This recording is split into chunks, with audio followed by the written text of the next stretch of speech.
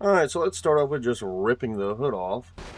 Okay, so this is kind of what the mod looks like right now. So this is a front-wheel drive 4-cylinder version of the Barstow, and it's actually a really clean mod, I'm not even going to lie. Whoever built this actually did a really good job at it. Oh man, there's the no deal line again. But yeah, it doesn't look too bad. The engine is basically just slapped into a regular Barstow. It does have grip all tires, so that's something, and they're kind of wide. Zigidste, California, whatever that, I don't even know how to pronounce that. My bad. Anyway, Watson, we're going to go ahead and get in the car, leave the hood ripped off, and let's see what kind of burnout this thing can produce. Not bad, not bad. So, it actually sounds pretty good too. Alright, so I can't really get any traction to barely feather the throttle and let you hear it switch gears. Yeah, there's not very much grip on this thing. I kind of understand why. It's because it's a rear-wheel drive meant to be car. Oh, really? Stupid, man. But it is meant to be a rear-wheel drive car any flossing, so all the weight's at the back. So really, you're not ever going to get any traction. But that makes for a pretty good burnout, or at least a one-tire fire in this case.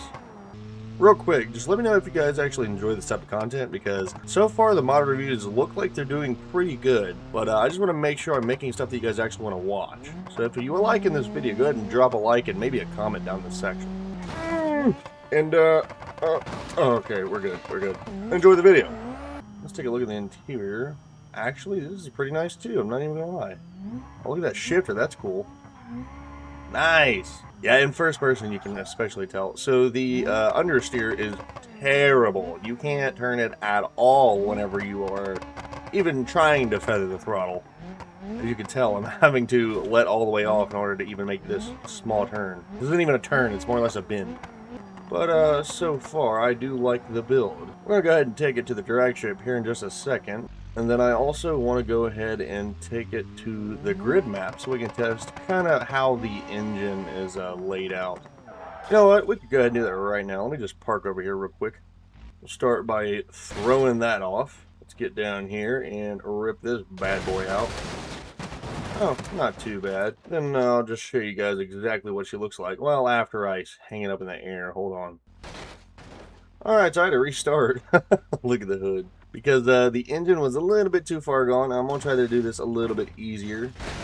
Well, I mean, I guess it's as easy as it gets, huh? As easy as it gets. So the engine, okay, the back of it's not very good HD quality. But, man, this is so annoying. Let me do something. So we can kind of get a better look now that it's not swaying around so bad. I can't really tell what's going on with the intake and the turbo intercooler. But for the engine, at least from the top, it looks amazing. So I kind of got I got misled here because the back of it and the side for the exhaust or slash intake kind of ugly. So there's that in all its glory. Car looks beautiful too. All right, it is time to throw some drag slicks on here and head to the track. Okay, so first I'm just going to do a basic run so that way we can tell what kind of number it gets with the stock tires and the stock setup. I'm going to assume we're just going to lose all traction off of the rib, so okay, not too bad. However, once you get above 6,000 RPM, it's the same story as before. So we ran a 12.08.4 at 124 and our 60 foot was 2.195. Go ahead and get that off the screen for you, and we'll go ahead and run it back with the upgraded engine if it's possible, and some better drag slicks for this thing. So we got our drag slicks on here, and I'm going to go ahead and look for the engine stuff, just to see if there actually is anything we can do to upgrade the power. If not, we'll just go ahead and tune it right off the rip. So it does come with a stage 3 turbocharger already with anti-lag, so that's pretty cool. But I wonder what this would do. I guess we'll figure that out some other time. Go ahead and go to tuning. So it looks like we can tune some things. We're just going to turn everything all the way up, RPM, PSI, and we'll leave the limiter off, or the cut time off, rather. And then we'll go ahead and test this bad boy out. So now we have the upgraded version of the engine. It is tuned a little bit, and it has some drag slicks on it, so it should be able to put the power down pretty nice. This time, pull wheel off the rip. Oh yeah! Oh, she gripped up a little bit more. Still a little bit of wheel spin, but that's okay. This thing's still really fast. Oh yeah, we're going to be a good bit faster. Alright, so we're going to have to redo that. I don't know why, but the time step doesn't always work. Another good takeoff. There it is, there it is. Alright, so it looks like we ran a 10.725 at 141 and a 1.8 60 foot. That is actually quite a bit better. Because we shaved off, what, a second and a half roughly, or maybe a little more. Our top speed, I don't know if that's faster.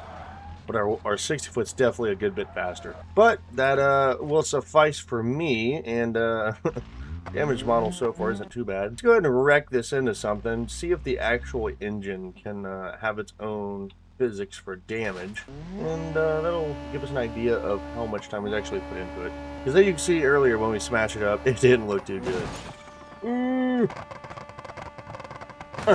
Okay, that didn't do much to the engine.